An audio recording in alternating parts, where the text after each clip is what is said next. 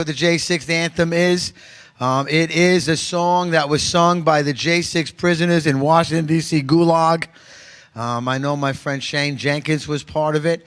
And the gentleman that just passed, we lost, what's his name, Gary?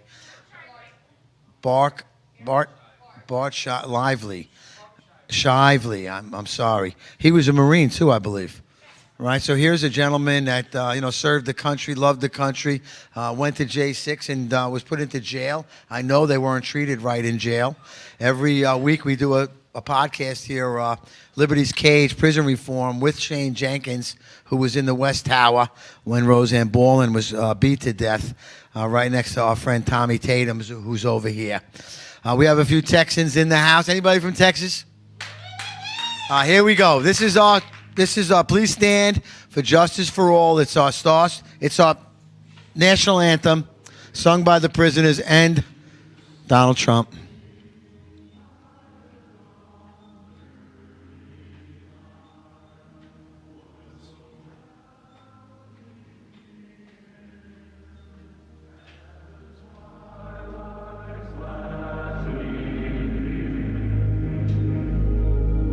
I pledge allegiance to the flag of the United States of America.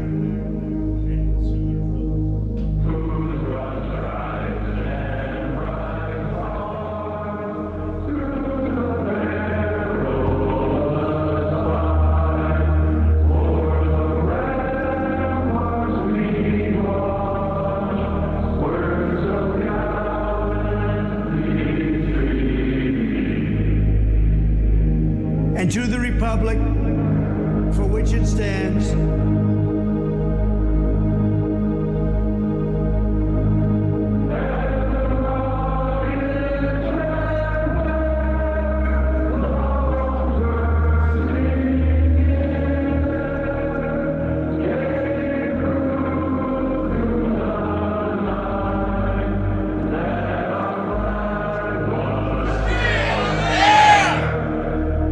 one nation, under God,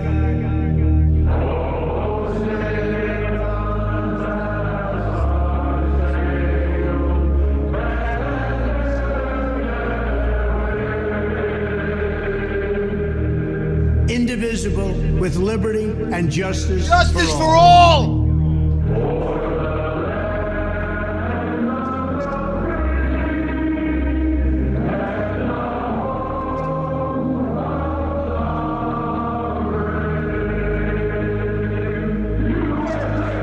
USA! USA! USA!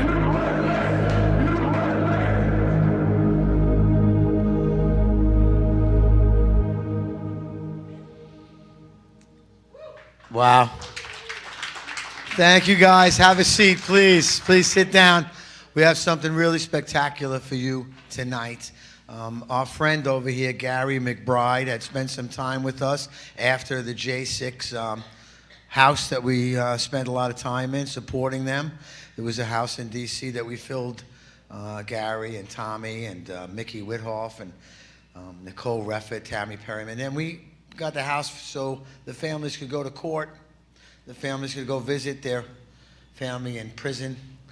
Probably the saddest time to watch, and the anger and the frustration as it went on. But you know what happened? We won! We won. Donald Trump won because we, the people, are not giving up. We will never surrender. As you can see, the truth is coming out, and they have been lying to us so bad. They've been lying to us about just about everything. The vaccines, the Russia, the Ukraine, everything. They're despicable. I call them commie pinkos because that's what they are. Democrats are not good. But I want to be really good to everybody, let you know that God is here in my warehouse. You see him over there on the cross. I come in every morning and I say, Lord, what is your will? What do you need me to do? Today he said, have a great day with Jenny Cudd and the J6 Ministries. Here she is.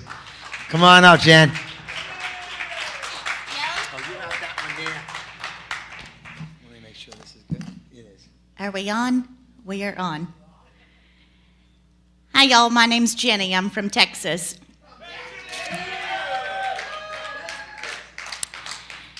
I used to introduce myself as my name's Jenny Cudd, and I'm a January 6th defendant. Not anymore, that's right. It's very important to be careful of what it is that you attach your identity to. And so now I introduce myself as my name is Jenny McCombs because I got married after January 6th. Thank you. And I'm just a child of God, and that's it. I want to thank Joe and Tony and John and Teresa and everybody for inviting me to come up here. This is a long ways away from home, but I sure am grateful to get to come up here and tell you about my ministry, which has taken a massive turn in the last 3 weeks since the Texas floods. So as soon as we have the PowerPoint ready, then I will start clicking through that. Just to give you a little summary about myself, this whole thing is going to be about healing and redemption, how God can take anything. He can take our darkest past and use it as our greatest asset in the future. And everything works together for the glory of God. I grew up in Lubbock, Texas. I've been a patriot since I was born. Both of my parents hate the government, and that's where I got it from. My dad's a Vietnam veteran. Yes, sir. Thank you for your service. And then he worked for OSHA for 28 years, which is where he really learned how to hate the government. And then my mother was a stay-at-home mom. I was homeschooled my entire life. I have never been vaccinated for anything ever. Yeah, real pure blood. Yes. I went to my first protest when I was 5 years old, outside of the Planned Parenthood clinic in Lubbock, Texas, because my parents cared enough to get me involved in politics at an early age. I've been voting since I was 3 years old because my mom would take me to the polls with her and tell me which bubble to color in. And I really wish that we would go back to paper ballots. And then I'm going to run through just some of the J6 highlights. Because like I started out with, J6 no longer defines who I am as a person. It's one of the many exciting things that has happened in my life. I went to protest a stolen election. I went to the Capitol on January 6th. I went through the West Terrace door, which was opened by police officers, and they were motioning people inside. That went up into the Capitol Rotunda, which is where that picture was taken. And I can tell you that for me, January 6th was the most beautiful patriotic thing that I have ever been a part of. And I'm so grateful that I got to be there that day.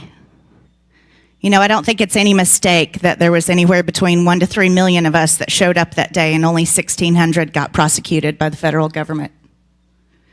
I believe that we were chosen for a time such as this. I wandered around inside the halls of the Capitol for 19 minutes, the Capitol Rotunda, the Statuary Hall, and then I was in the hallway above where Ashley Babbitt was murdered, and people were coming out with blood on their hands saying they killed a girl. And I thought, well, it's time for me to go. And so I exited out the east side of the Capitol through an open door past police officers just like I'd come in, having no idea what it was that January 6th would turn into. I sat down that night and did a 27-minute long Facebook Live video, which is that second picture. And somebody took a 1-minute clip out of it where I had especially bombastic language and put it on Twitter, and that got 7 million views in 2 days. And my life completely changed the next day. You've heard a lot of J6 stories, and mine is one of the very least. I had over 1,000 one-star reviews on my previous business. I had a flower shop in Midland, Texas, in a matter of 12 hours. To Google's credit, they removed most of those because it was such unusual activity. There were 1,200 tips to the FBI about me. Little old me. I was arrested a week later. I'm number 68 out of the almost 1,600 J6ers. And when the Midland Police Department came to pick me up at my flower shop, they sent 8 police officers in full tactical gear carrying long arms and 2 attack dogs to get little old me.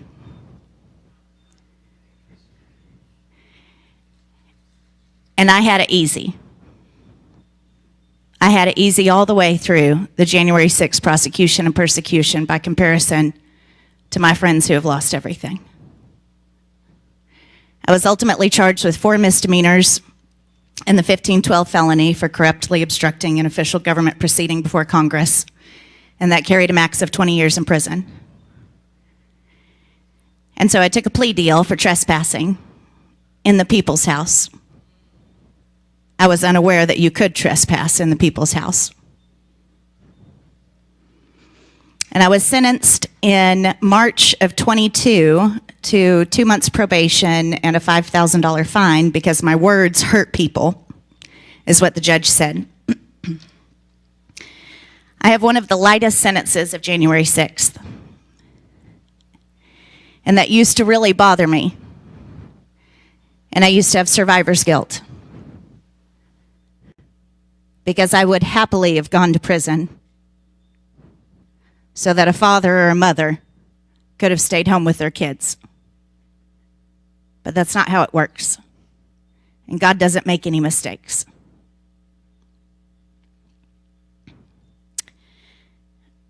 All of the same usual as everybody else, cancel culture, all of the companies that canceled me. And again, I had it very easy by comparison.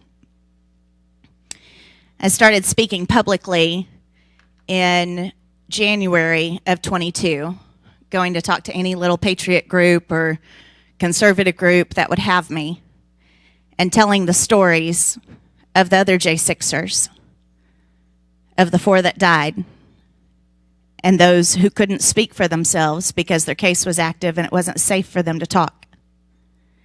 And I traveled all over the country doing that up until my new life started, I suppose.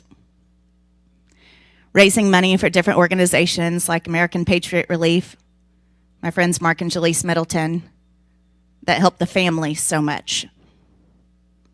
And getting people to write letters to the people in prison and put money on their commissary, and all the different organizations. And I absolutely loved it. Because, as you know, it doesn't matter what the cost is to do what is right. It's always worth it, no matter what it is that they take away from you. And I will forever be tied to January 6th and all of my friends.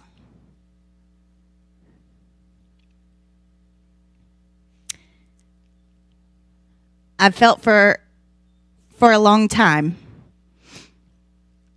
that for some reason I was in a different chapter. A chapter ahead. Not because there's anything special about me, because there's not. But I always felt like I was one step ahead, and I didn't understand why. But with that comes a very strong sense of duty and responsibility. Because if, for whatever reason, God gave me a very light sentence, then what is it that I'm supposed to learn and supposed to take care of mentally and emotionally and psychologically and all of those different ways so that I can help walk somebody else through that process when they get out of prison? And so as soon as I got off of probation, which was May of 22, I started talking about the concept of J6 Road Home. How do we build something large enough that we can house and feed and employ them when they get out of prison? Because after I was sentenced, almost everybody went to prison. Whether it was a grandma for 30 days or a man that wasn't even there for 22 years. Everybody went to prison after me. And so I started talking about this concept and really hoping that somebody else was going to do it.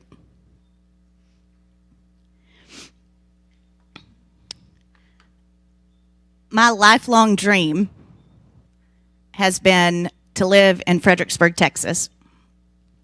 I grew up in Lubbock, Texas, which you can see on there, and then I spent the last 15 years in the Midland, Odessa area, which is where I had my flower shop. And I started going to Fredericksburg when I was 8 years old with my mom for my birthday and Mother's Day. Every year we would go for 12 years. And I have always wanted to live there. I've always looked at real estate there. It's magical. When I was a little kid and we would go, that was before, all of the real estate websites and all of that stuff. And so walking up and down Main Street, it's an old German settlement, and they have a lot of the old German traditions. And I would pick up the real estate magazines, and I would circle them, the ones that I wanted, right? Y'all remember magazines and catalogs? It was so much fun. And I'd circle all the ones that I wanted, and then when I grew up and Zillow and Realtor.com became a thing, then I started looking at all of those and sending them to people and all of that. And so fast forward after January 6th, I finally get married again to my wonderful husband, Doug, who is an absolute saint. He's a real cowboy, a real cowboy. And we've been together for about 8 years now. We've been married for almost 3. We got married on Constitution Day in Fredericksburg, never knowing that a year later we were going to wind up moving there. That's how much I love this town. And so in dating Doug, I kept showing him this one place, this one bed and breakfast, and telling him how magical it was. And I'd send him the real estate listing, and he would just ignore me or poo-poo it away, right? Because it was $3 million, right? We didn't have $3 million. I mean, we never had $3 million, but we had no dollars after January 6th, right? And I'd send it to my friends, and I'd try to get them to put together, like, can we do an investment group, and I'll go down and run the place. And nobody would touch it. And so after Doug and I had been married for a year and his youngest son graduated high school, and we were finally free to, because we didn't live together either, we were finally free to live in the same town because of, college scholarships, small town stuff, all of that. He looked at me one day and he said, where do you want to live in a year? And I said, at that place in Fredericksburg. And it's called the Full Moon Inn Bed and Breakfast. And I'm going to show you a bunch more pictures of it, but that's a little aerial shot. And I cannot tell you the amount of God business that went into us getting this property. I contacted the realtor, and I said, look, we don't have any money, which apparently everybody says that they're broke, so that doesn't mean anything anymore. So we don't have any money, but this is what I want. Like, we've been looking at this. I've been looking at this for 3 years. And if we're supposed to have it, then God's going to have to figure it out. We were not qualified. Not qualified. Let me explain that. Doug's credit score at the time was in the 640s. My credit score at the time was in the 670s. We had no retirement, no savings, and no investments, and still don't. And I honestly believe that God told the bank to give us a $3 million loan.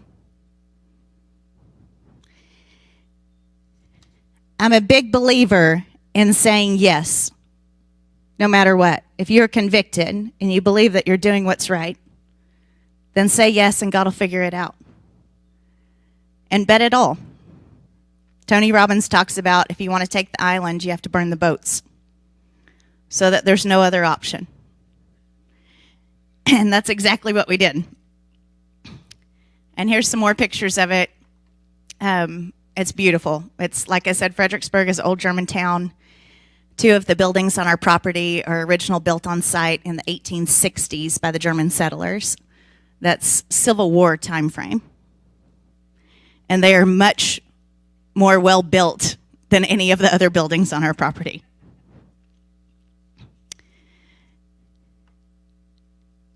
And getting to be there, there's a picture of my husband Doug on the day that we closed. And that's me obviously dressed up as the moon, right? Because it's called the Full Moon Inn. Getting to be there, the whole thing is a ministry. How often do you encounter at least 20 people every weekend that you get to have a positive influence on their lives? You know, when I was a child growing up, I wanted to be a famous movie star.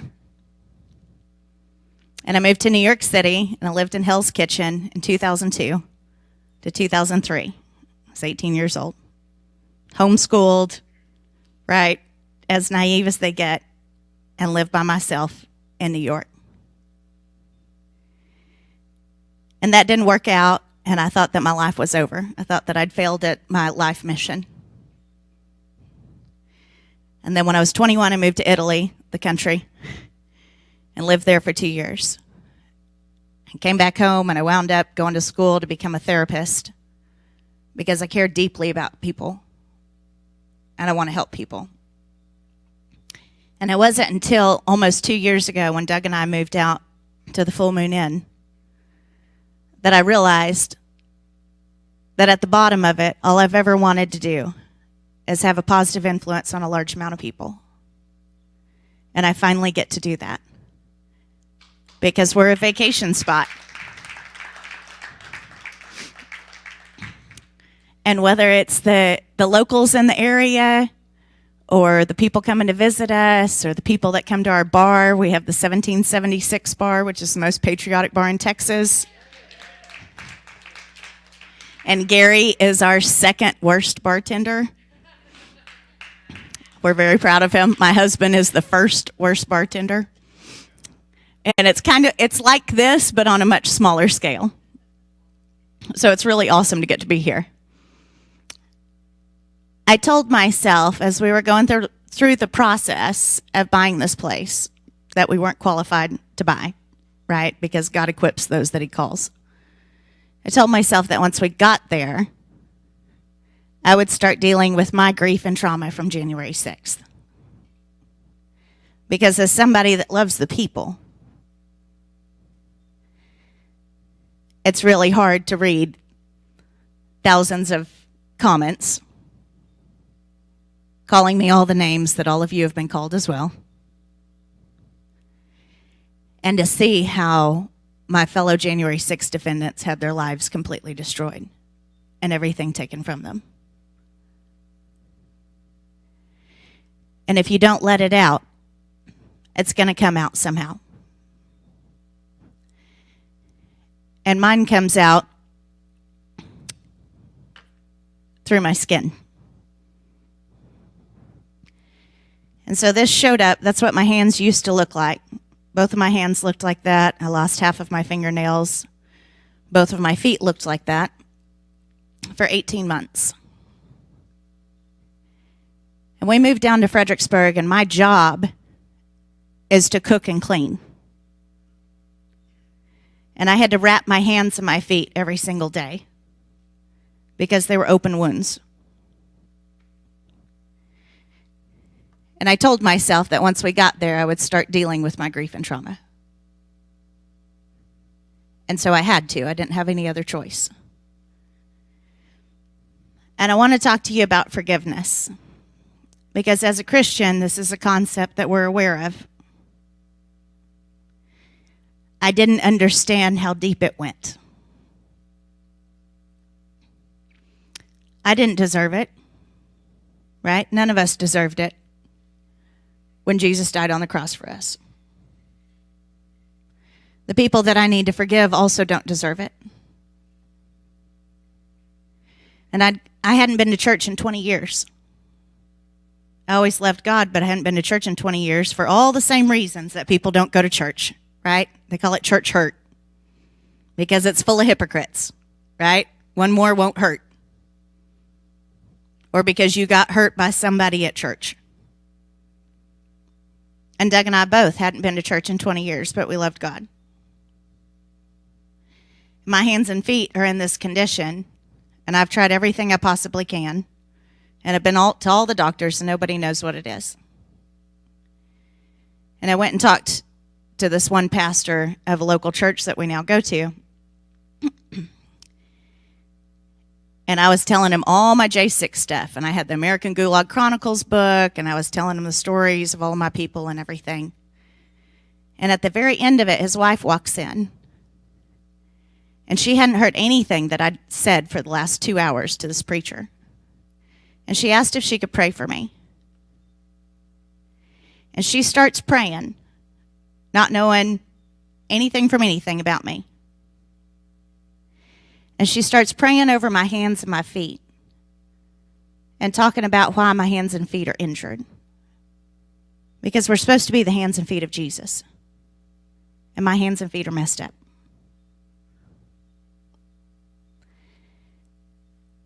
And when she was done praying, I looked up with tears running down my face at her. And I said, "How did you know that?"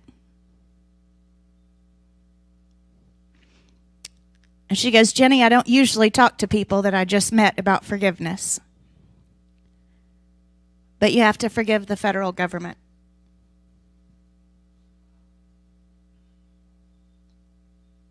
That's a big one. It's the biggest one.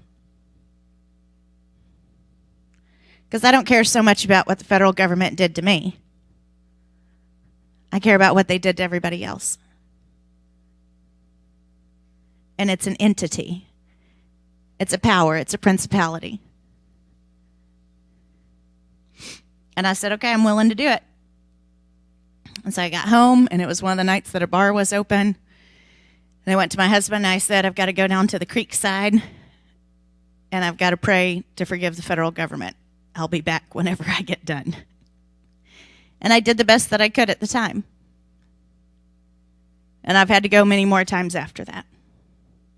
Because as you know, it's not just January 6th that they have done to innocent people. It's many other things. And that preacher's wife told me, she said, "What's bound on earth is bound in heaven, and what's loosed on earth is loosed in heaven." And she said, "You will forever be bound to them until you forgive them." The last thing I want to do is be bound to the federal government. So I'm willing. I'm willing to give it a shot.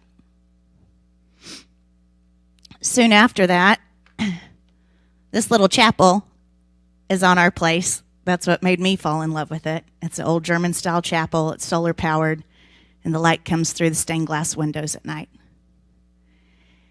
And then the creek side is what made my husband fall in love with the place. And at the bottom of that big giant cross, which I have never seen before or since, is a rug. And there were 3 people that came to do healing and deliverance over me because of my hands and feet. And the main lady, her name is Jocelyn, and she is an immigrant from Venezuela. Harvard actually brought her over here because of her medical research on COPD. And Jocelyn had seen the pictures I posted one time on Facebook of my hands and feet. And she asked if she could come pray over me. And we went down to the creek that day. And those 3 people spent 5 hours doing healing and deliverance over me.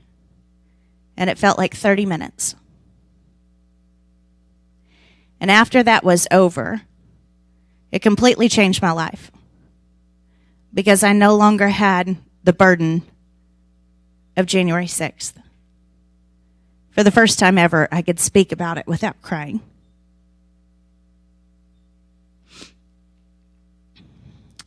After that, my husband and I got rebaptized on our property in the hot tub. Because why wouldn't you get baptized in a hot tub, right? We haven't had any water in our creek in the amount of time that we've lived there until here recently. And all of the regular life stuff happens, right? If any of you ever experienced financial insecurity? Yes, all day, every day. And remember, we weren't qualified financially for this place. And we've got no savings, no retirement, no investments. And last year, when Biden was in control, we had a horrible, horrible economy.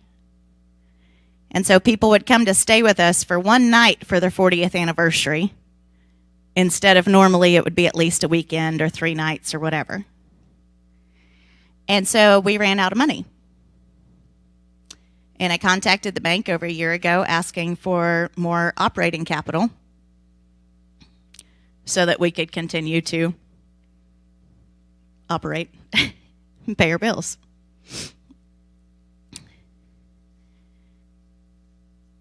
And then I realized in November of last year that nobody is going to build J6 Road Home but me. God gave me that vision. And I absolutely believe that God will give more than one person the same vision and see who's going to actually do it. And after we won in November, I thought, oh, I better get to it.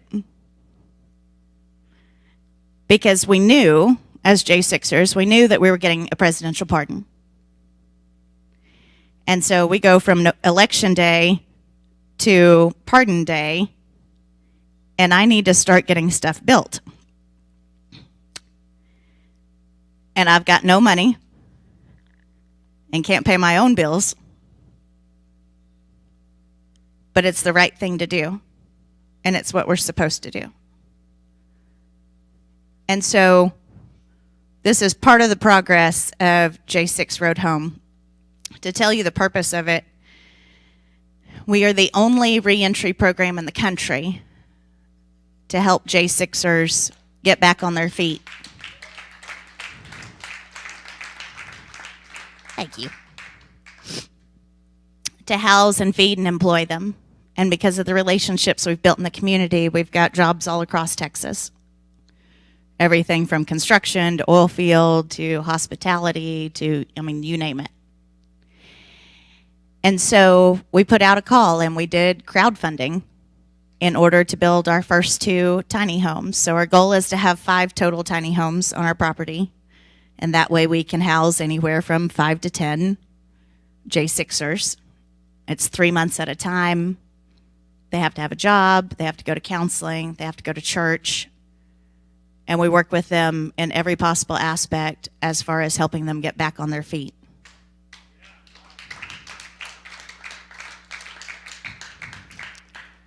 And we have a very peaceful place. We're known as having a peaceful place. It is holy. And I truly believe that. The very first time that Doug and I ever stayed at the Full Moon Inn was on June 2nd of 2023. And I booked us a 2-night stay there. He had been working out of town in Las Vegas for 3 weeks straight. At the time, he was the installation manager for North American projects for the 3rd largest energy company in the world, which was wind and solar and battery and renewables, which we don't believe in, right? Because we're Texans, so we believe in oil and gas. But it paid the bills, and he was able to raise his kids, from being in that industry. And remember, I'd looked at this place for 3 years. And so he was supposed to fly home for the weekend, and I rerouted him to Austin, picked him up, and booked us 2 nights at the Full Moon Inn. And I said, we're going to go see that place, and we're going to meet with the realtors, and we're going to make an offer. And he said, okay. And we did. And so when I told him that it was my responsibility to build J6 Road Home, knowing full well that I don't know how to do construction, and that he would probably have to do all of it, he said, okay.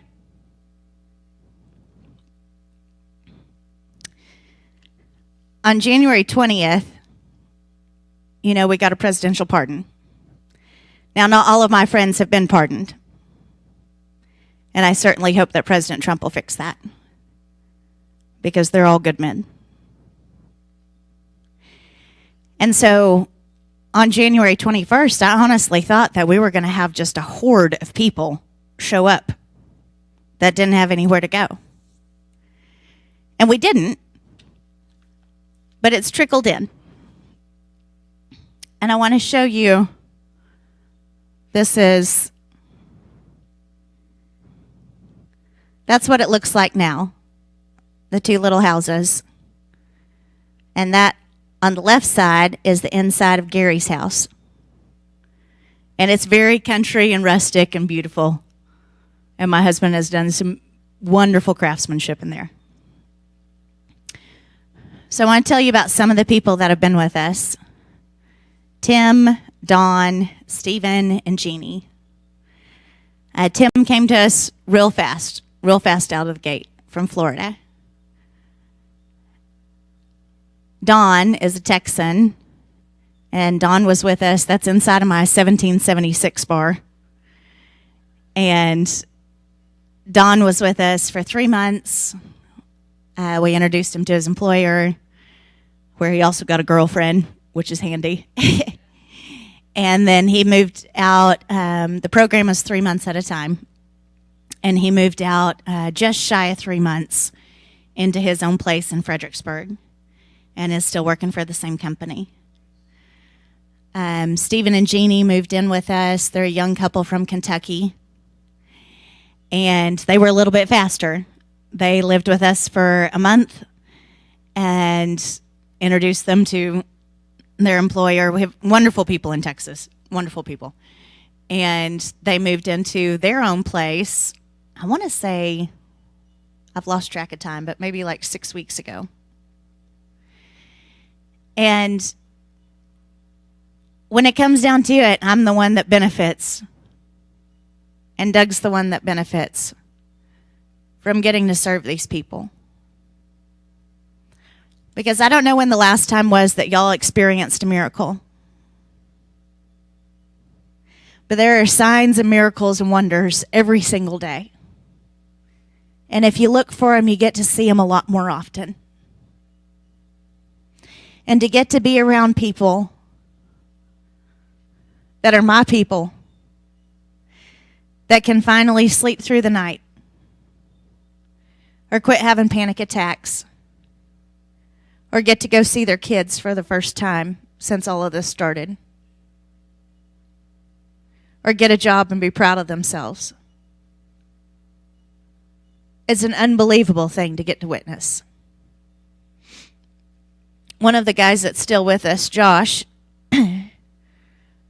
Josh went to prison for 2.5 years for January 6th. For the exact same felony that I was charged with, the 1512, which was overturned by the Supreme Court in June of 24 because they said it never applied to us. Well, that didn't matter. That doesn't get Josh his 2.5 years back of his life. Josh is the youngest of 8, was raised Catholic, or not the youngest, the oldest of 8, was raised Catholic. His parents were 16 when they had him. He was married at the time. His wife filed for divorce when he made it to the halfway house. He's got 3 kids, a 15-year-old girl, a 13-year-old girl, and a 12-year-old son who was born blind and nonverbal autistic. And Josh went to the Capitol that day because he believed in what he was doing. Just like I did, just like every other J6er. And he contacted me through our website right after the pardons and said, hey, I'm at my parents' place in Las Vegas, Nevada, sleeping on their couch, and I don't want to be on the couch when the trauma hits. And he was the first person I'd talked to that recognized that they're going to have to do grief and trauma work. And I said, okay, well, why don't you come to me? And he showed up on a bus one day. And he's been with us since February. And he's brilliant. He's good at everything that he does. He's an introvert, very, very introverted, which is 100% different than Gary and me. So we have a hard time with that. But he is one of the kindest-hearted men that I've ever met. And he's working through it in all the different ways, body, soul, and spirit. Since Josh has been with us, he's been able to go see his kids 3 times, which is awesome because he wasn't allowed to see them when he got out of prison. And then before I get to the next guy that lives with us, I want to tell you a quick story that may be seemingly irrelevant to what I'm talking about. Once upon a time, there was a 2-year-old little girl. And her dad threw her against the wall. And it damaged her brain severely.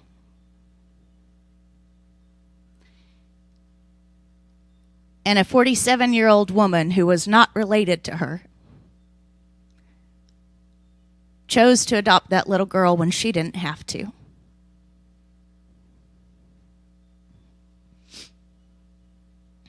Now, that little girl is 32 years old, and her mom is 77 years old.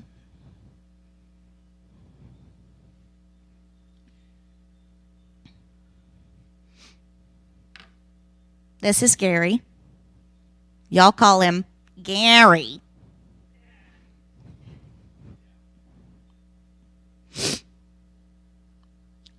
Gary was living up here, as you know. And David Summerall from Stop Hate called me in January before Pardon Day and all of that and said, Gary's not doing good. Can he come live with you? And I met Gary May of 23 at Freedom Corner, back when he looked like a long-haired hippie. And fell in love with him right away because he's got sparkly eyes. And there's not very many people that have sparkly eyes. And when David Summerall called and asked me if Gary could live with me, I thought, well, he's not actually a J6er. Right? I knew what Gary had done for us. But he's not actually a J6er. And I thought I was going to get flooded with all these J6ers right after they got out of prison. And so I hem-hawed on it for a minute. And then I called Gary. And the end of it was, I said, come on and God will figure it out.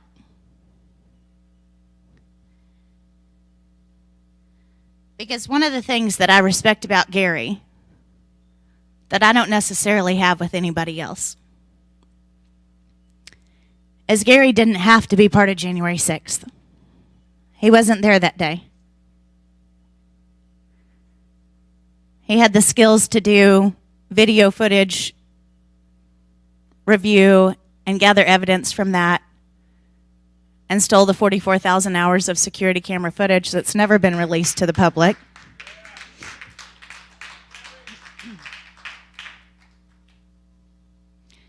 And as a result of Gary being dedicated to the J6 community, as a result, he lost everything. Just like his mom, he didn't have to help us. She didn't have to help that little girl. And Gary didn't have to help us. And I will forever respect him and love him for doing that. Now I can't see anything. And God figured it out. And now Gary tells everybody that he's a ranch hand, even though we don't have a ranch. We just have 11 acres. Last year, in 24, the picture on the left, we had our first J6 reunion. And we had 26 people. And of them, only one other person was a J6er besides me. The rest of them were parents and wives and children of J6ers because they were all locked up or they were on probation. They couldn't come. We had another reunion on Memorial Day weekend, and we'll have it every Memorial Day weekend moving forward. And we had 76 people come. And we had a whole lot of the husbands and sons and parents of the people that came the first time. And we had a whole lot of guys that had only ever seen each other in the DC Gulag and had never gotten to see each other outside of it. And it was a wild, wild time for 4 days. It was wild. We only had one fist fight, so that was good. But it was like getting to see miracles over and over and over. Right after the Memorial Day weekend, I realized that at some point, we're going to have to broaden our scope. J6 Road Home was our ministry. And I knew that, we're building these 5 tiny houses, and someday, by God's grace, if all the J6ers are healed and restored and have new lives again, then who is it that we're going to help after that? And so Doug and I had talked about it, and we always knew we would help homeless veterans or women getting out of the sex industry or whoever else it is that needs help. We knew it would always be, J6 Road Home would always be a ministry. And so I started thinking about how to file for nonprofit status. And I am technologically inept. And realized that at some point I was going to have to drop J6 out of it in order for us to become a nonprofit. And God beat me to the punch on that one. I don't know about you, but most of my life I have always felt like God's timing, which is perfect timing, was at least 3 or 4 months behind when I thought it ought to happen. And this time, it was way before I was ready. On the 4th of July of this year, we're the 1776 bar, so obviously we have to have a big 4th of July party. So we always have live music and a locals potluck and fireworks and all that kind of stuff. And we woke up on the 4th of July this year and heard about the Texas floods. Have y'all heard about the Texas floods? It is the worst flash flood to ever happen to Texas and possibly the entire nation. And the 4th of July just didn't feel like it this year. I don't think we even bought fireworks until 8 o'clock at night. There was a darkness over our entire area. My place is 24 miles from the river. And here's a few stats on the Texas floods. 3 trillion gallons of water went into the Guadalupe River. It's the amount of water that the whole country uses in a year. We have limestone underneath, and that doesn't soak up anything, right? So it just turns into giant channels. It's 1.5 months of the water flow at Niagara Falls. How tall is your ceiling, Joe? This is 18 feet? Oh, it seems really big. Sorry. So in the middle of the night, the water rose 30 feet in 45 minutes. There was no possibility of anybody getting out. There is nobody and nothing to blame for the Texas floods. It is a natural disaster. 30 feet, that's almost twice this height in 45 minutes. The area on the Guadalupe River is a big vacation spot, especially 4th of July weekend, people coming in with their RVs and campers and everything. And it's a big spot for Christian children's camps. They're all up and down the river. The 4th of July was a 500-year flood.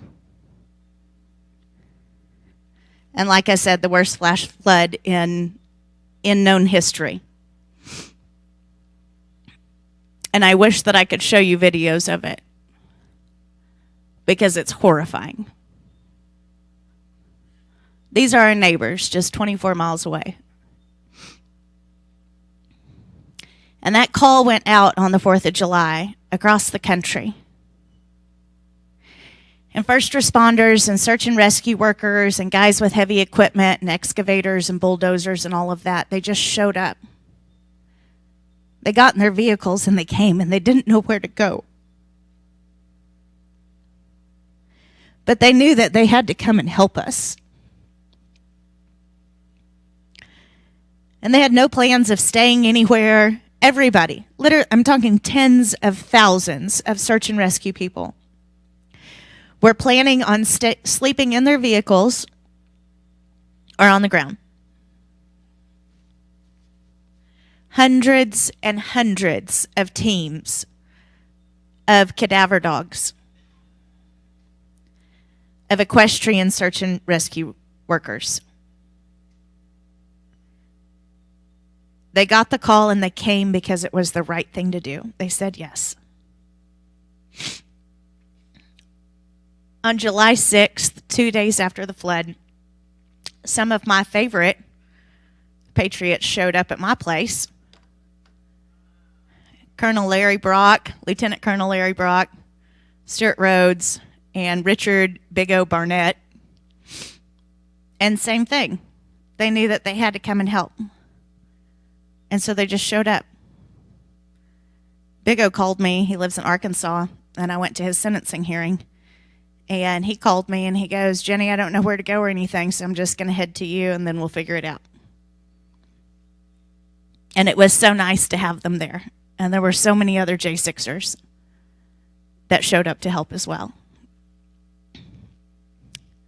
Here's some more pictures of the wreckage.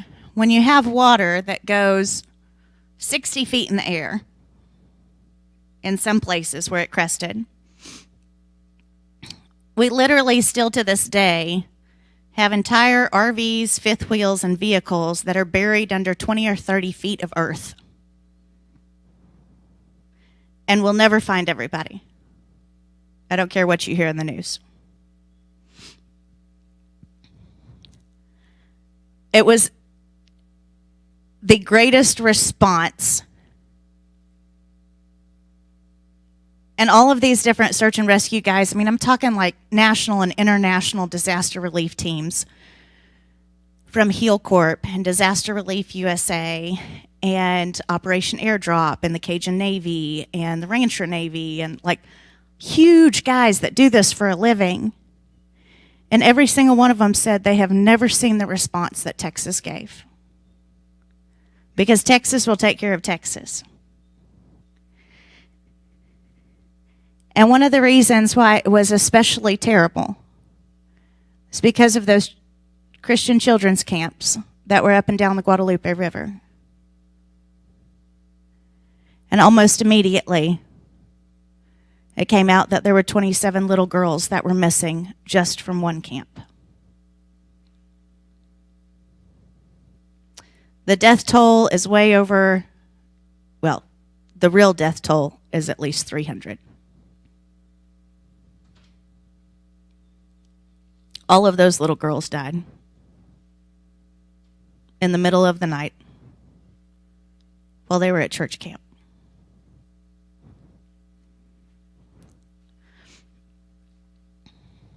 And I don't have pictures of everybody that died. I used to live in Midland. There were several families from Midland that were down there vacationing for the 4th of July weekend, and they all died. I grew up in Lubbock, Texas. There were people from Lubbock that were down there vacationing, and they died.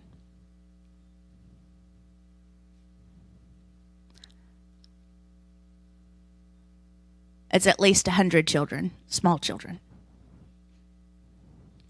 And that was especially hard on the search and rescue workers, the professionals, people that have done this their entire lives, that have been to disasters all over the world. It's especially hard on them because it was so many children.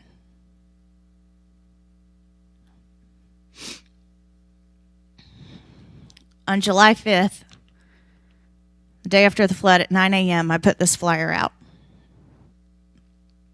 on Facebook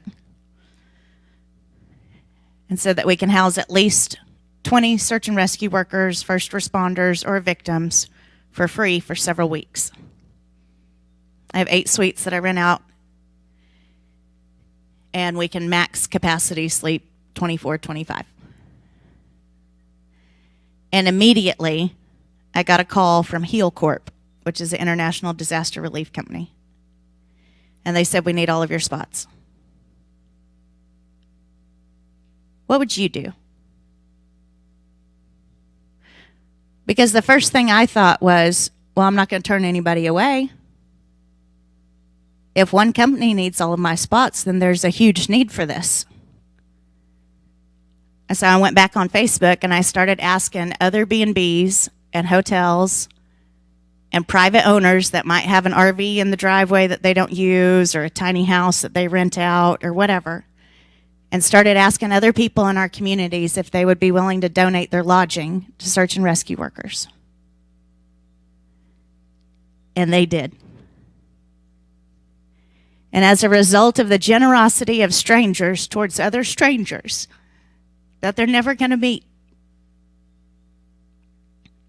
in 2 weeks, we were able to coordinate free housing for 750 search and rescue workers in the area.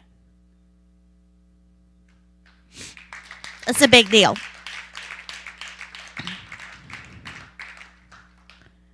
Because those were all the people that said yes when they got the call to come and help us. And it'd be everything from a cop from Miami that had been sleeping in his vehicle, or a fireman that slept in a hammock outside for 3 days. It's July in Texas, y'all. It is hot. There was an entire, I think it was Texas Task Force 1, which is out of Texas A&M, and they all slept on cots in a school gym for an entire week. And these guys are out sun up to sundown in the water trying to find, especially after the first few days when we no longer had any survivors, trying to find body parts to give families closure. And so we started putting out a whole bunch of flyers. We wound up feeding over 2,200 meals for free out of my little kitchen. And that wasn't me. You know, I still have this. For some reason, I still try to limit the goodness of God. And when I originally thought that I was going to be the one housing, because we did, you know, house 25 people at our place. And I went and bought a whole bunch of food and everything, and I thought, well, I'll cook those guys breakfast and dinner. But I'm not going to turn anybody away. And so we wound up having all of these catering teams come from West Texas, where I used to live, 4 hours away, that would bring out their entire teams for free. And they'd cook breakfast from 6 a.m. to 9 a.m., for 50, 60 people. Then they'd go make 100 hamburgers, take them out to the flood zone, deliver them to people, come back and cook dinner from 6 to 9 p.m. Everything for free. And then all the other little places around the flood zone, especially down in the Kerrville area, they started receiving so many donations that they had to stop, right? Everybody has acres of water. And so they started saying, we're not accepting any more donations. Well, I have this habit of saying yes, and that God will figure it out.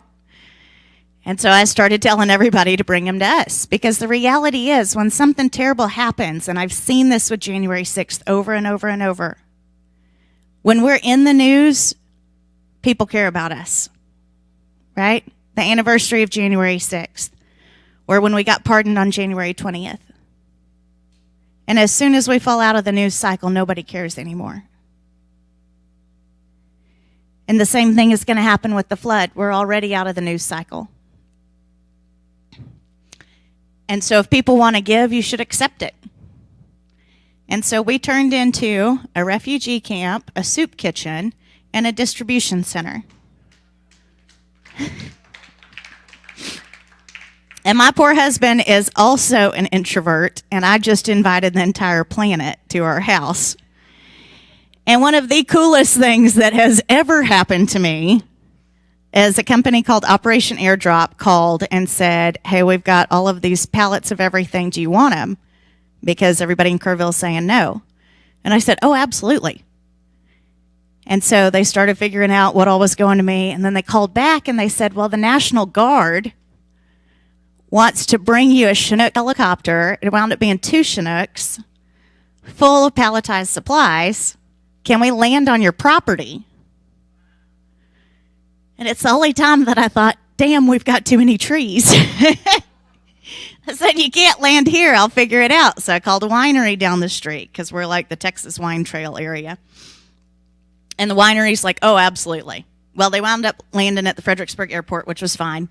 And we got to run out there with a whole bunch of trucks and trailers and everything, get all these pallets off that. How cool is that? The National Guard. Come on.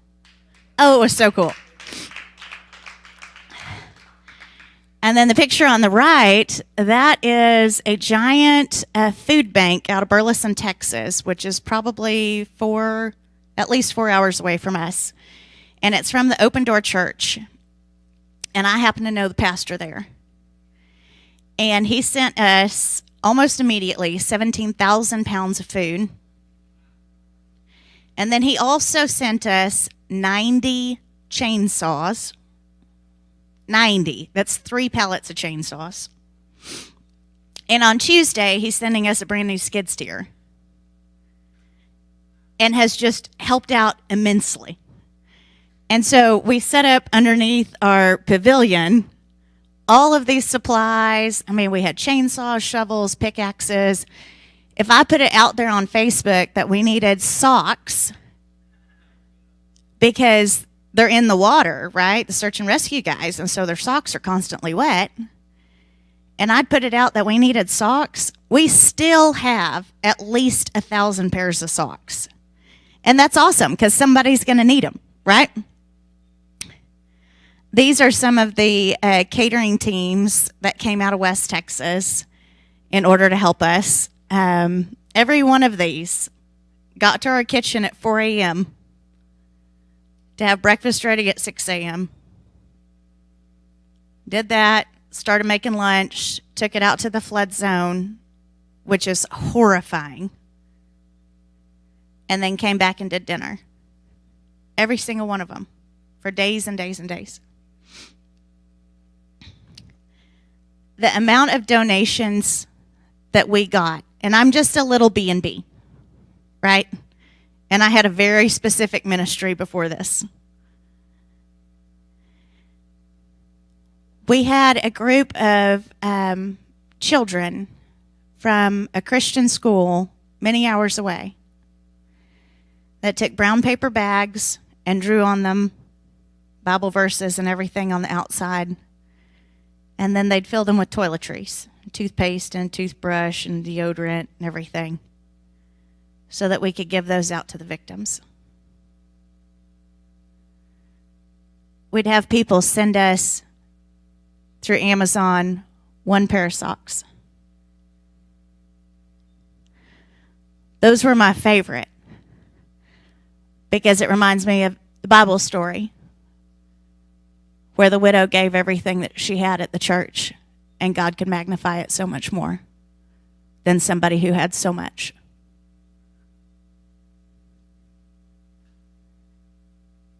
It's still like that. And you know, Gary and I had this planned at least 2 months ago. And when the flood came and everything changed, I didn't want to come because I have a great responsibility at home. And I have had so many women show up. There's 3 women running the office right now while we've been up here. And we have teams of guys. And we don't know these people, right, at all.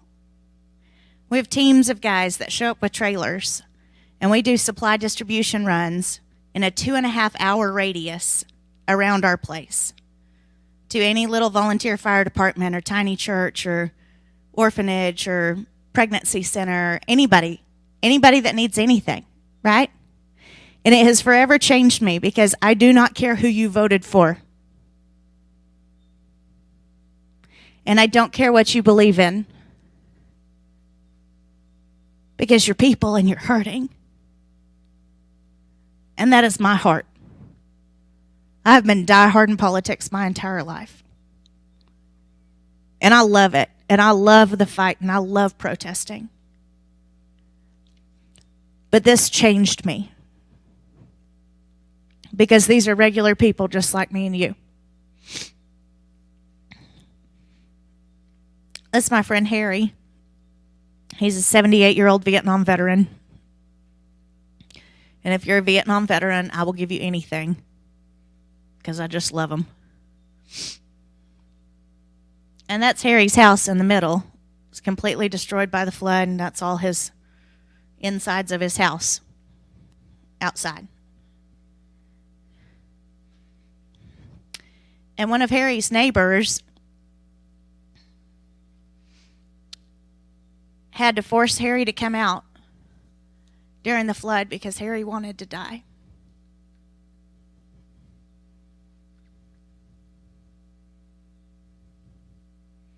He doesn't want to rebuild again.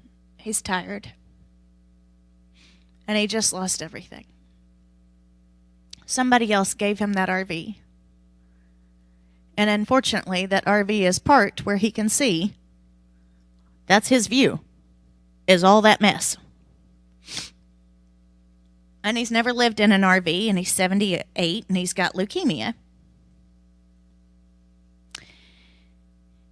And so somebody told us about Harry. And so my husband has gone 3 or 4 times to help him get set up, to dig out water lines, to figure out how to get water and septic and electric and everything moved over closer to the RV. And Harry lives 2 hours away from us. And it's an enormous blessing to Doug to get to do that. We currently have at our place Kimberly and Michael are a young couple that are staying in one of our rooms and have been with us for at least over 2 weeks now, because it's been 3 weeks, it's been 22 days since the flood. And they were living in an RV full time, and their RV went down the river.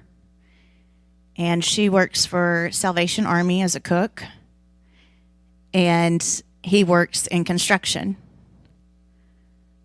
The people that didn't have anything to lose lost everything. And they also have no way to rebuild. Because the vast majority of these people that were affected by the Texas floods didn't have insurance. Or if they did have insurance, they sure didn't have flood insurance. And so there's not going to be any money coming in to help them have a new home. And Kimberly and Michael leave our place at 6 a.m.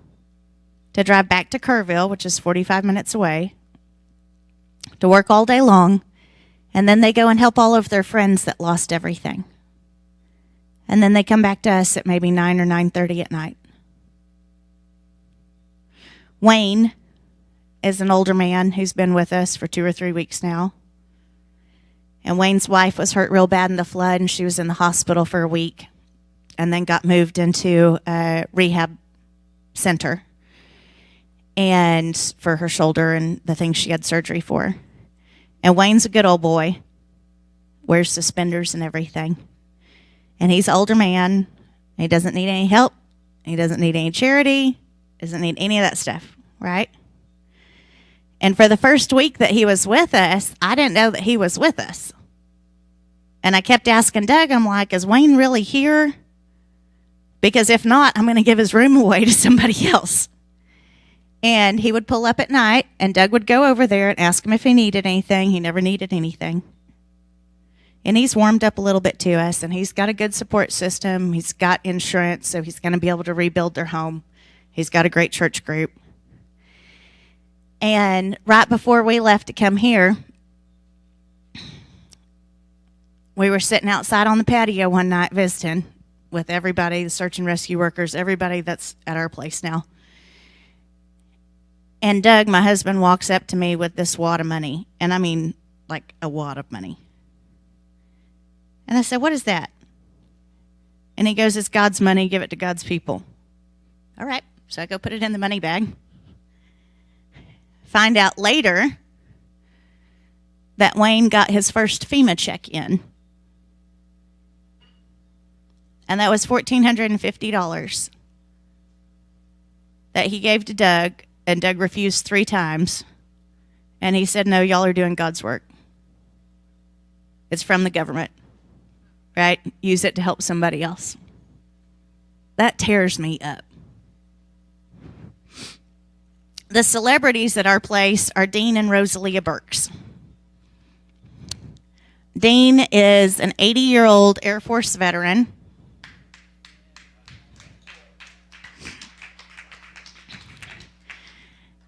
And they had lived in an RV full-time for the last 10 years. It was parked on the Guadalupe. And they're tiny people. They're like maybe 5 feet tall. And Rosalia has, you could see it in the middle, these last 2 pictures, that brace on her arm. So the water comes up to their necks. It's the middle of the night, right? 2 a.m., 3 a.m. Comes up to the middle of their necks, and they're these tiny little 5 feet tall people. And he grabs onto her arm so hard that he hurt her. And they had to walk through water up to their necks for 150 yards to get out. And everything they had was destroyed. And somebody told us about them. And so we put them up in a hotel for a couple weeks, which is where they're still at. And my 72-year-old friend in Fredericksburg gave us this giant, gorgeous 5th wheel that is a whole entire house. And we're giving it to Dean and Rosalia.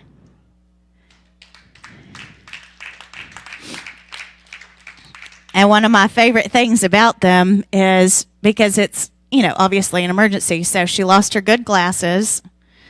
Dean lost his hearing aids. And she lost her dentures.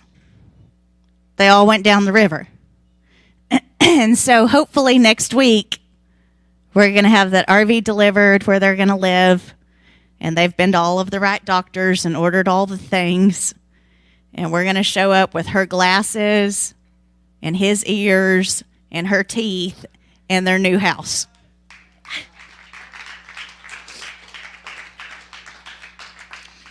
And they're just celebrities now. It cracks me up. We have so many people that have come through. We have so many people that have, we've had three or four RVs completely donated to us. And keep in mind that up until a week ago when we filed to become a nonprofit, that's just somebody handing over like up to a $75,000 toy, right? In some cases, recreational vehicle, right? With no tax deduction or anything like that. My friends that came and helped in the office, they filed us to be a nonprofit, Road Home Ministries. So that'll take a while, but we can start operating like that. And we have had at least 7 or 8 different people let us borrow their RVs or campers for 3 to 6 months. So we have several victims that are housed in those right now. And we have 4 vehicles, cars and trucks that are headed our way for free. Freely given, freely give. And last Monday, it was more than a few days ago. Last Monday, I asked Doug if he would take me out to the flood zone because I hadn't been yet.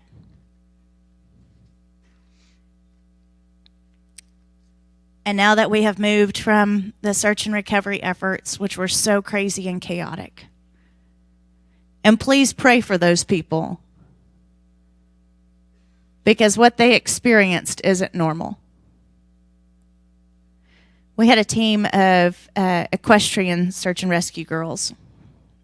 There was 2 girls and 1 guy. The oldest one was 23 years old, and they stayed with us for a whole week.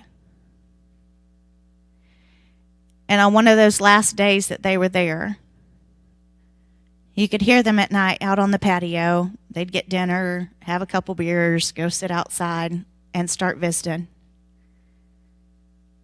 talking about the bodies that they found.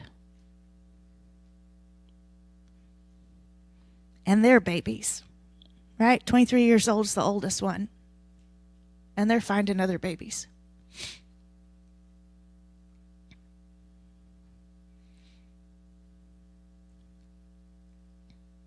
That stuff doesn't ever leave your mind.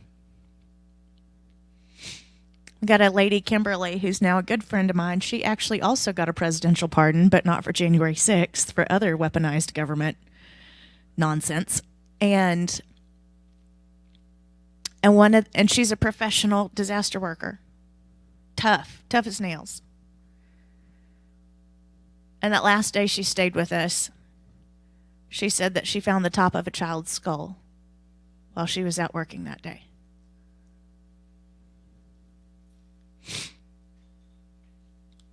It's not easy at all, and I don't do it justice in explaining it. So I want to tell you about Operation Yay God. Every single thing that I have asked for on Facebook in the last 22 days has come and has come abundantly. And that's exactly how God operates. And so we started asking for RVs and for vehicles. And now we're working with another J6er, Tom Hamner, who has Patriot Homes out of Colorado. And our goal with Operation Yay God is to be able to give 400 modular homes and RVs for free to the flood victims that lost everything. And that's about a $10 million ask. And we're talking to Ted Nugent, and hopefully we'll have a Ted Nugent concert right up the road from me in November, and that should bring 10 million. But if it doesn't, right? Either way, it doesn't matter, right? I've said through this entire thing, God doesn't run out of money. He doesn't run out of housing. He doesn't run out of volunteers, right? God doesn't run out of patriots. He doesn't run out of activists. He doesn't run out of people that are constantly working to improve their land. And so even though that 10 million isn't here yet, it's coming. And so now I'm looking for a $10 million match. And you might think I'm insane, but that is how big I believe God is. Because why would we not give 800 homes for free?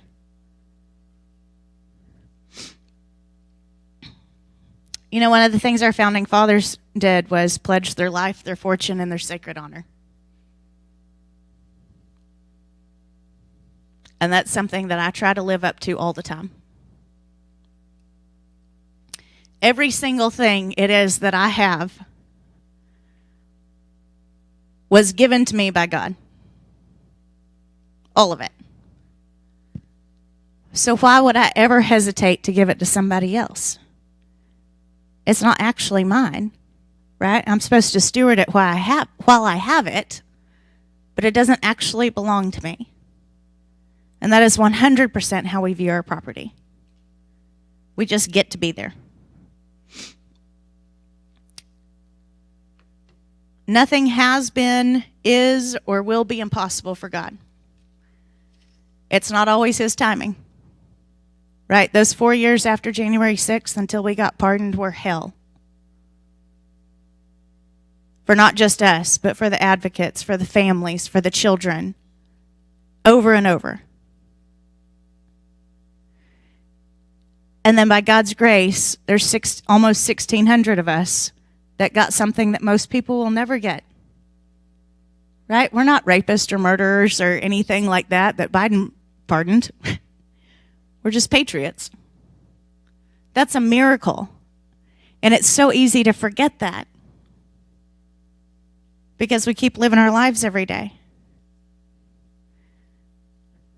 Why would God not provide?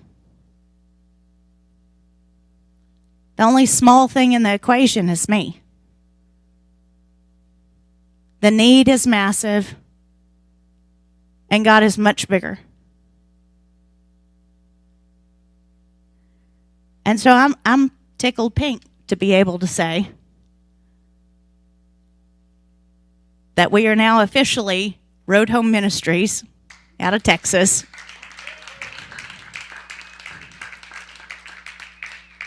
And I hope y'all will keep up with us in Operation Yay God. And all I know is be real careful when you say, "Here I am, Lord, send me." Thank you.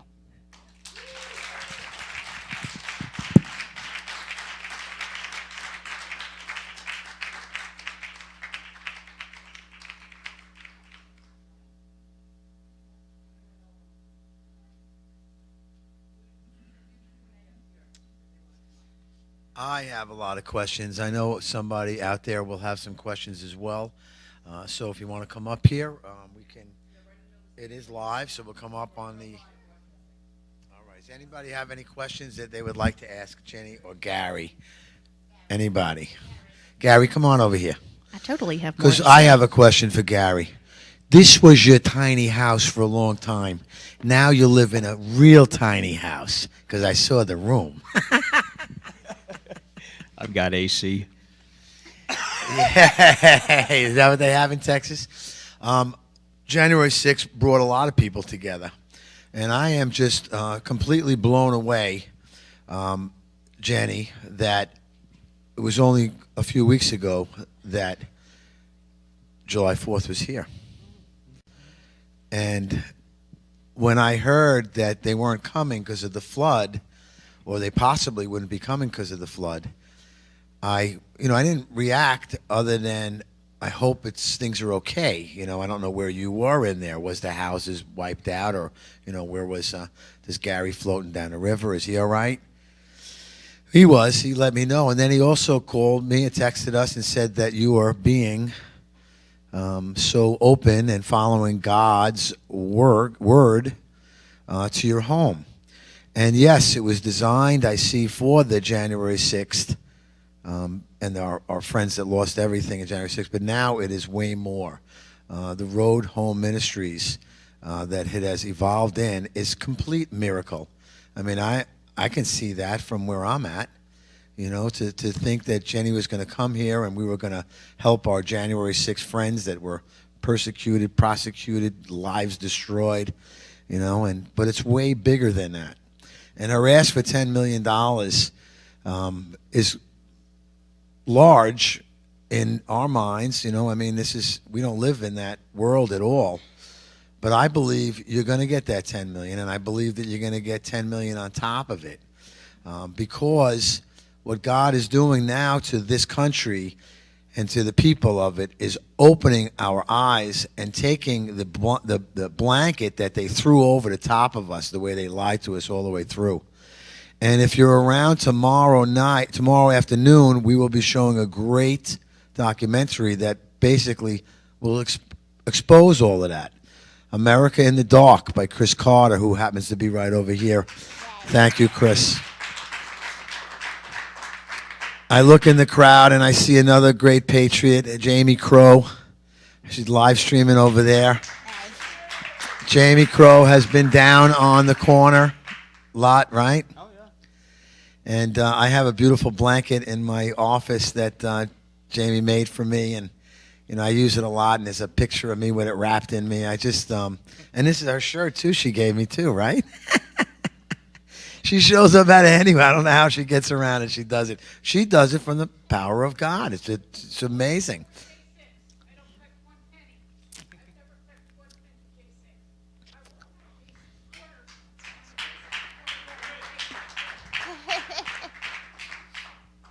I am not a J6er. I'm a J6 supporter.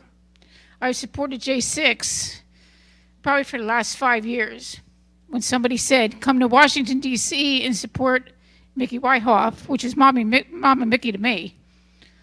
Mama Mickey, she's a godsend.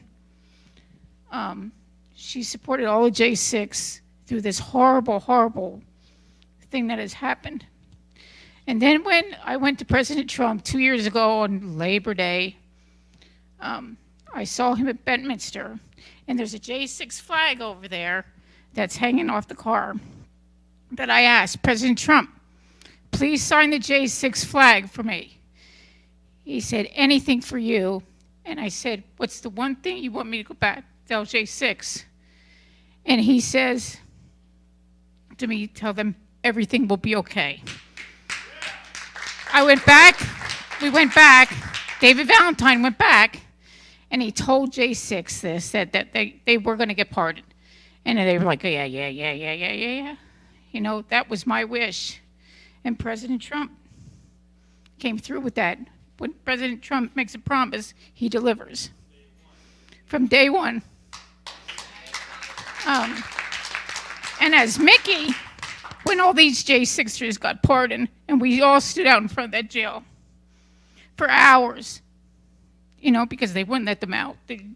President Trump signed it, and the jail wouldn't let them out. And we all stood out there, all of us, stood out there and waited for those J6ers to come out. And when they did, you know, I leaned over to Mickey and I says, Mickey, I'm sorry. All these J6ers are getting out of prison, but your daughter's not coming home. So now our mission, my mission, is going to be get Mickey the honor she needs for her daughter, Ashley. Roseanne Boylan, her too. She's got beat to death by a cop. And nothing has ever happened to them. They all got promoted. They all got promotions for what they did. My hero. All the J6ers across this country are my hero. They stood up for this country. They are patriots across this country. When they asked to come and support President Trump, they did. They're warriors. We're all warriors. I will fight with President Trump. I've met President Trump. I've gone to 27 rallies. I took that flag to every rally. They would say, Mrs. Crow, put that flag away. We're not going to talk about it. Oh, yes, we are. Oh, yes, we are. So that was in Wildwood last year. I took that flag, and they said, put that flag away. Okay, I'll honor you because I respect the team. The next week, I went to Philadelphia. I call StopHate.com. I said, listen, I need T-shirts made. So I marched down to the rally, and I'm carrying the flag, and I've got 30 shirts in hand that I'm just giving because I'm going to support J6. J6 are my heroes. The next thing was Bart Shively's funeral. Now, remember, for the last 5 years, we've been standing on that corner. I've heard voices from all the J6ers in the D.C. Gulag. I don't know who they are, but I know their voices. At the funeral, hey, you're DJ Jerome. I know you because I've heard you down at the corner. Or Shane Jenkins, Peter Steger. I have not met them until the funeral of Bart Shively. Bart Shively, another patriot, a hero. He was denied medical treatment for cancer. He was denied. He sat in solitary confinement, and the guys were telling me he would scream in pain, and they would not do a thing. They didn't give him blankets. They would not give him a pillow. He was a Marine. He fought for our country. they were treated worse than POWs. In this country, in this government, they killed Bert Shively. And I think they should have to pay for that. We can't bring him back. And all the guys that were at that funeral, they've made sure his wishes were met. We went to that funeral, and we went to Indiantown Gap in Pennsylvania. Military honors. There was so many people there. And at the end, we sang the national anthem. I asked, could we sing the national anthem at the end? And I know Bart Shively and Ashley heard us sing. And it's been a long road. And me too. I've changed my life to God, and this is a mission. This is a mission that's not going to stop, and we're going to stand united. No matter who turns their back on President Trump. I believe in President Trump. I believe in this administration. I believe in all our J6ers. I absolutely adore Joe. Joe's a warrior. He's a warrior of Long Island. This warehouse, when I saw the warehouse, first time I saw this warehouse, I was in awe. I want to see more, Joe. Joe, I got to see more. And and then the gifts started coming, and I was like, "Oh, Joe, you have to have this. You got to have this. You got to have that." And he's never. When I come to the warehouse, I stay here, and at nighttime I just pray. I pray, what a warrior, and I pray for all J6 across the country that we get justice. Money's not going to bring anything back here. They're not going to bring their lives back. I want them all to get better. I want them all to have jobs. And people turn away, or I go somewhere and I'll say, hey, you know about J6. Oh yeah, it's only Ashley Babbitt died that day. No, Ashley Babbitt wasn't the only one that died that day.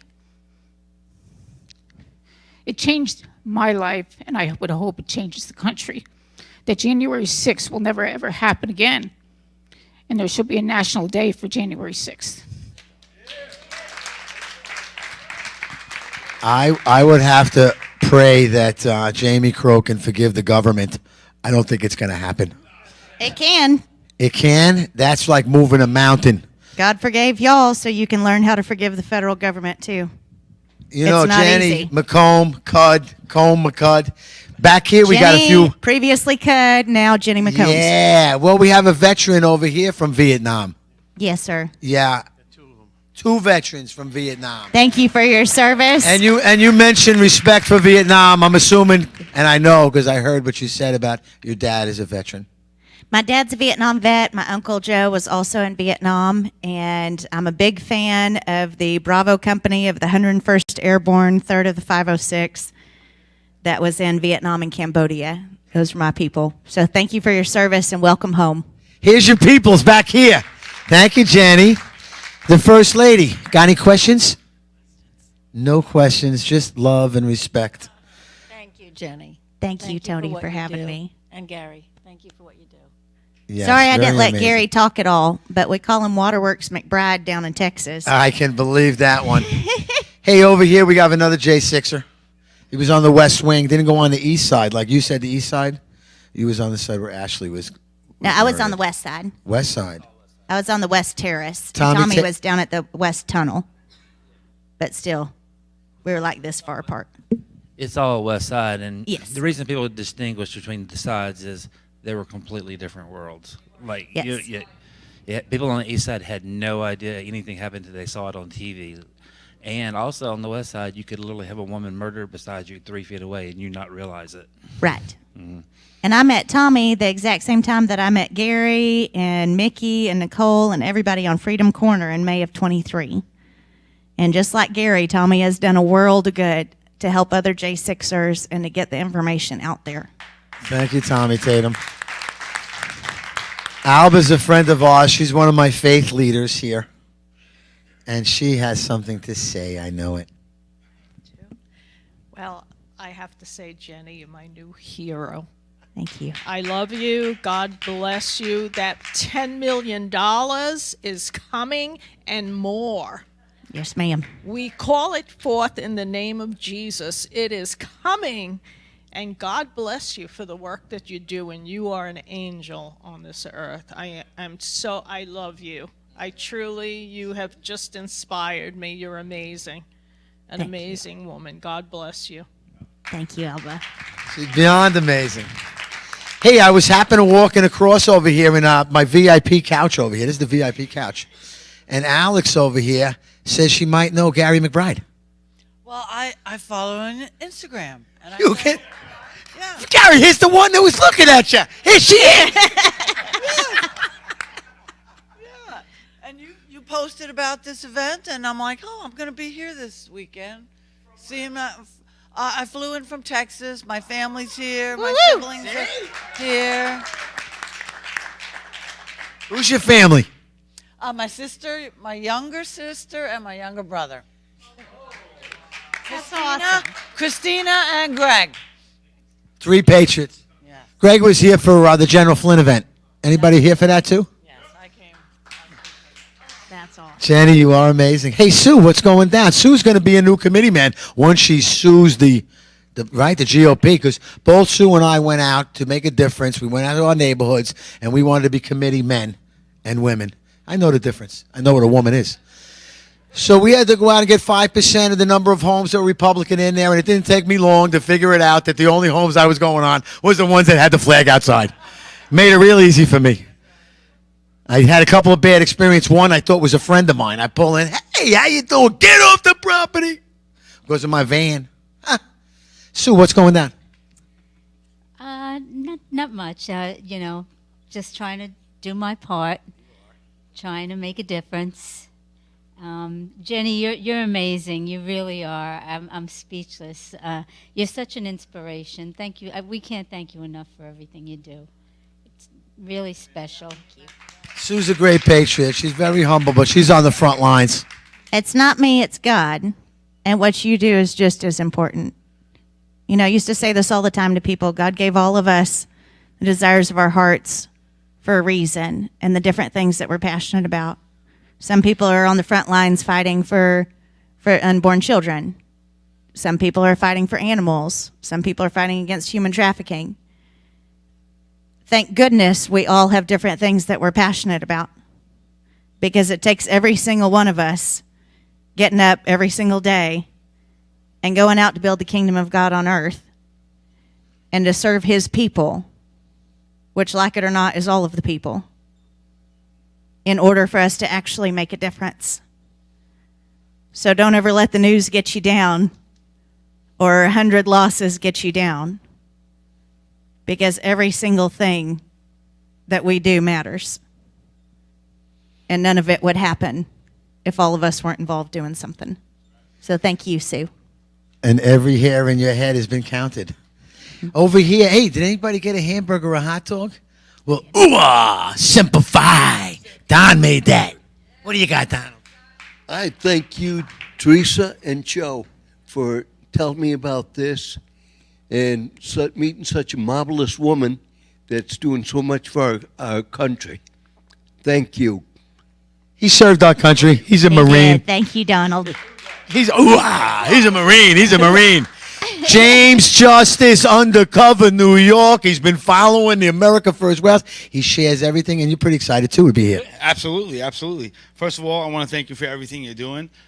Everybody in this room and around the country, right, even if you weren't affected by January 6th, we're all affected by it, because that was the front line of defense for the entire nation. Those are the most hardcore patriots you'll ever find, and they showed up, showed out, and they were trying to get them out of the way. But after us, everybody else was going to be treated like a J6er, because they were going to come up for the rest of the resistance around the country. So if it wasn't for people like you, the rest of us that are forming like Voltron to get rid of communism and this overthrow with this globalist order that we have going on, we are the remnant of the Constitution, and 1776 is alive in 2025, and that's it, man. We're back. America's back. Amen. Another one I don't think is going to forgive our government too soon. Forgiveness is not there. Hey, Ernie. What? Yeah. This guy pounds out some good work. I like your work. I like your picture. I love your eye. You got a great eye. Oh, thanks a lot, bro. I appreciate that. Tell me about Jenny. Come on. Jenny, wow, what you're doing is incredible. Just sitting here listening to everything and how God has blessed you. And now you're going to be blessed in return. Appreciate you. Thank you so much. Thank you, God Ernie. bless you.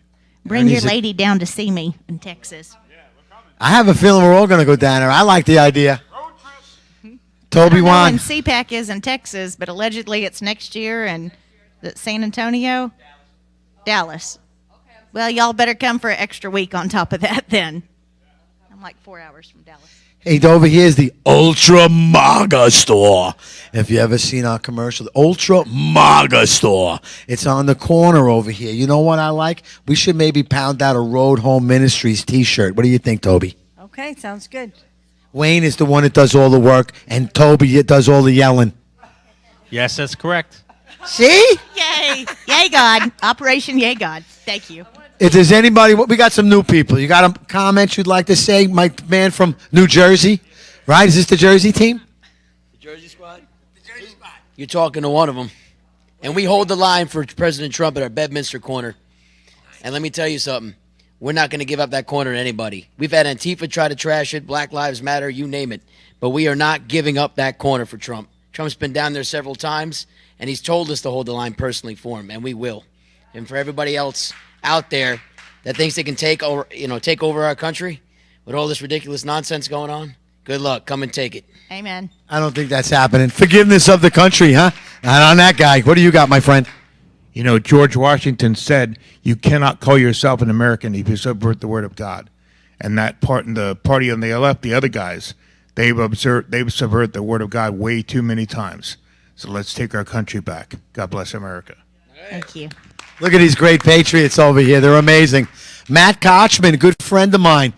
He hung out after we went out all night black tying with Charlie Kirk. He come back with me at night, not Bedminster, the Westchester Country Club. Hey, listen, you're from Bedminster. I heard that's a rough neighborhood. How you feeling today, Matt? And what about Jenny? Jenny was amazing. We appreciate everything you do, and the words don't describe it. You're amazing. Thank you. Yeah, I think it's really when I think about miracles, you said that a little bit earlier, and you got to see the miracles, what you've done and where you've been. Pretty crazy stuff. Hey, Patriot friends, what's happening? Anything? I'm just overwhelmingly impressed with Jenny answering the call, both for January 6th and for the trauma in her local neighborhood. It is unbelievable the extent that she's gone to, and with God's help and the help of her community, the good works that she's doing. Wow. See, Jen, you touched a lot of lives. There's no doubt about it. I think I'd like to hear maybe if I can find Teresa, if she might have something to say. I do. Teresa? Yes. I always do, right? I know that was what he was going to say. Okay, so for any of you that, I don't know if you mentioned, I know it might have been up on the slide, you can go to roadhomeministries.com. If you find it on your heart to donate, there's a donate button. We have something here right now. If you guys want to leave it on your way out, Jenny can take that home with her. And you can email them there for their needs, and we'll be posting stuff for you on our site. And we're going to support you along the way from the warehouse personally, the Patriots. We really love you. I hope you know that. And if you have, want to reach Jenny or get speaking engagements or try to get the word out, just share our stuff, share their stuff. Some people can't give a lot, but if you go on her nightly videos and share them out and get the word out, that will reach more people to help. So we would really appreciate that. And you're always invited back here at your New York home. So we love you guys, and thank you for everything you're doing. That's been fantastic. Thank you so much.